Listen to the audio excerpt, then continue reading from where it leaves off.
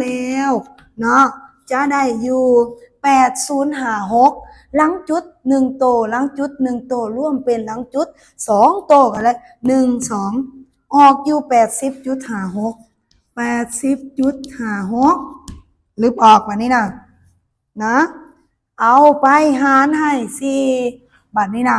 เฮาก็มาตั้งใส่เกียร์เศษเฮาคือเก่าเนาะ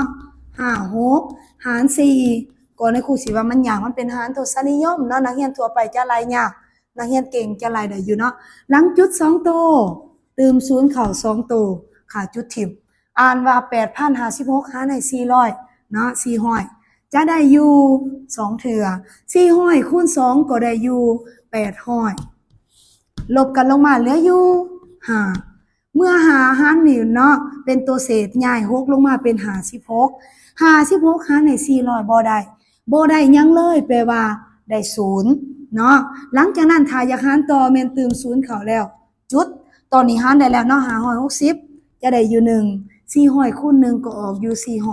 400ลบกันลงมาก็เหลืออยู่160อยากหารต่อให้มันเศษ0ก็เติม0ใส่แล้วหารต่อเลยโดยที่บ่ต้องจุดก็จะได้อยู่สามารถคัด0ออก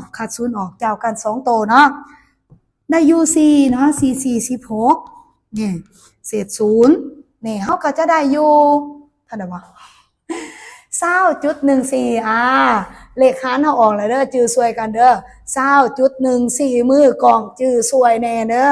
เนาะอยู่บ่นี่ออกอยู่20.14บวก10ยังคือเก่าและอันเท่าไหร่นี่62.4เครื่องหมายลบยังคือเก่าแบบนี้ลงมา